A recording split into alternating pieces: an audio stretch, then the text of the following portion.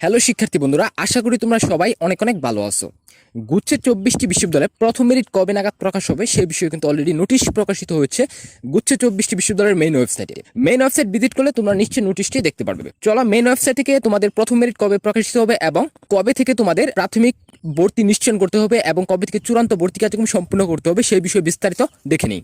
প্রথম পর্যায়ের প্রাথমিক ভর্তি প্রক্রিয়া আগামী 5/6/2024 তারিখ হতে 7/6/2024 তারিখের মধ্যে জিএসটি ওয়েবসাইটের মাধ্যমে উল্লেখিত সময়সূচি অনুযায়ী সম্পূর্ণ করতে হবে। প্রাথমিক ভর্তি ফি প্রদান 5/6/2024 তারিখ দুপুর 12টা হতে 7/6/2024 তারিখ রাত 11:59 পর্যন্ত চলমান থাকবে। অর্থাৎ তুমি কোনো একটা বিশ্ববিদ্যালয়ে চান্স পেয়ে গেলে চান্স পাওয়ার পর তোমাকে প্রাথমিক ভর্তি যেটা তোমার ভর্তি নিশ্চয়ন করতে হবে। ভর্তি নিশ্চয়ন করার জন্য তোমাকে সময় দেওয়া হবে 5 তারিখ দুপুর 12টা থেকে তোমার 7 তারিখ রাত 11:59 পর্যন্ত। এই সময়ের ভিতরে অবশ্যই তোমাদেরকে কিন্তু ভর্তি প্রক্রিয়ার কার্যক্রমটি সম্পূর্ণ করতে হবে। মূল কাগজপত্র জমা দেওয়ার তারিখ হচ্ছে তোমার 6/6/2024 তারিখ সকাল 10টা হতে 8/6/2024 তারিখ বিকাল 3টার মধ্যে এসএসসি ও এইচএসসি সমমান পরীক্ষার মূল নম্বরপত্র আবেদনকারীর প্রাথমিক ভর্তিকৃত বিশ্ববিদ্যালয়ে জমা দিতে হবে। অর্থাৎ শিক্ষার্থী বন্ধুরা 6 তারিখ থেকেই কিন্তু তোমরা চূড়ান্ত ভর্তি কার্যক্রম সম্পূর্ণ করার জন্য সুযোগ পাবে এবং 6 তারিখ থেকে তোমাদের 8 তারিখ পর্যন্ত এই চূড়ান্ত ভর্তি কার্যক্রম চলমান থাকবে।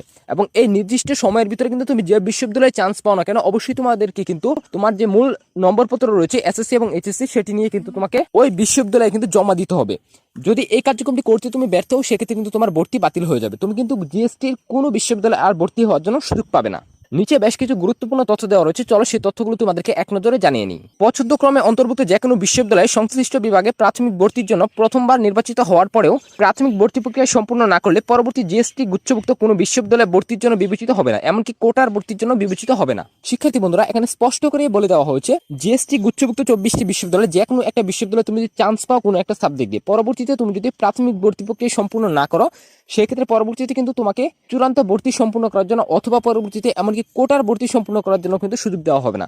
অর্থাৎ এই শিক্ষা অবশ্যই তুমি কিন্তু গুচ্ছ অধিভুক্ত 24টি বিশ্ববিদ্যালয় থেকে ভর্তি প্রক্রিয়া থেকে তোমাকে বাতিল করে দেওয়া হবে। প্রাথমিক ভর্তি ফি 5,000 টাকা অনলাইনে পরিশোধের পরেও নির্ধারিত সময়ের মধ্যে মূল কাগজপত্র জমা দিতে না পারলে ভর্তি বাতিল হয়ে যাবে এবং জিএসটি এর কোনো বিশ্ববিদ্যালয়ে ভর্তির জন্য বিবেচিত হবে না। শিক্ষার্থীরা প্রাথমিক ভর্তি ফি তোমার 5,000 টাকা নির্ধারণ করে দেওয়া হয়েছে। এই 5,000 টাকা দিয়ে তোমাকে প্রাথমিক ভর্তি নিশ্চিত করতে হবে এবং পরবর্তীতে যখন তোমার মূল কাগজপত্র জমা দিয়ে যখন তোমার যে নির্দিষ্ট সময় দেওয়া হয়েছে তোমার 8 তারিখ পর্যন্ত, 8 তারিখ বিকাল 3টার মধ্যে তুমি যদি মূল কাগজপত্র জমা দিতে ব্যর্থ হও সেক্ষেত্রে কিন্তু এই শিক্ষাবর্ষে কিন্তু তুমি গুচ্ছ অধিভুক্ত 24টি বিশ্ববিদ্যালয় থেকে ভর্তি প্রক্রিয়া থেকে তোমাকে বের করে দেওয়া হবে। অন্যান্য বিশ্ববিদ্যালয়ে যাদের ভর্তি হয়ে আছে তোমরা অবশ্যই কিন্তু খুব শীঘ্রই কিন্তু এই ডকুমেন্টসগুলো তোমরা উত্তোলন করে ফেলো, উত্তোলন করে কিন্তু নিজেদের কাছে রাখো, পরবর্তীতে যেন জমা দিয়ে দিতে পারো। কোনো আবেদনকারীর প্রাথমিক ভর্তি বাতিল করলে পরবর্তী জিএসটি এর কোনো বিশ্ববিদ্যালয়ে ভর্তির জন্য সুযোগ পাবে না। প্রাথমিক ভর্তি যদি তুমি বাতিল করে দাও, যে তুমি চান্স পেয়েছো পরবর্তীতে ভর্তি বাতিল করে দিয়েছো, এরকম শিক্ষার্থীরা কিন্তু পরবর্তীতে গুচ্ছ অধিভুক্ত এই বিশ্ববিদ্যালয়গুলোতে কিন্তু এই শিক্ষাবর্ষে ভর্তি হওয়ার জন্য সুযোগ আর পাবে না। প্রাথমিক ভর্তি প্রক্রিয়া চলাকালে কোনো একটি বিশ্ববিদ্যালয়ের নির্দিষ্ট বিভাগে ভর্তি থাকা অবস্থায়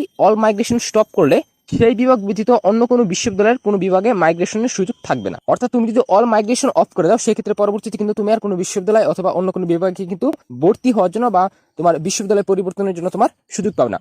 তাই যাদের বিশ্ববিদ্যালয় এবং সাবজেক্ট পছন্দ হবে না তোমরা অবশ্যই কিন্তু মাইগ্রেশন অন রাখবা। পরবর্তী মেরিটে কিন্তু তোমাদের বিশ্ববিদ্যালয় এবং সাবজেক্ট আসন ফাঁকা থাকা সাপেক্ষে কিন্তু পরিবর্তন হতে পারে। তো এই ছিল তোমার গুচ্ছ অধিভুক্ত 24টি বিশ্ববিদ্যালয়ের প্রথম মেরিটের বিশেষ গুরুত্বপূর্ণ বেশ কিছু কার্যক্রম, যে বিষয়গুলো তোমাকে অবশ্যই মাথায় রাখতে হবে। তবে আরেকটা বিষয় অনেকে প্রশ্ন করেছিলেন সার্টিফিকেট উত্তোলনের ব্যাপারটা নিয়ে, যে মূল সার্টিফিকেট ছাড়া কিন্তু তোমাকে ভর্তি নেওয়া হবে না।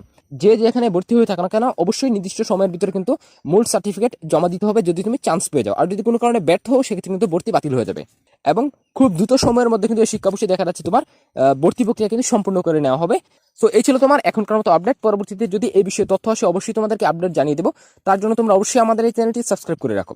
তো শিক্ষার্থী বন্ধুরা আজকের মতো এই পর্যন্তই, দেখা হচ্ছে তোমাদের সাথে আগামী নতুন কোনো ভিডিওতে।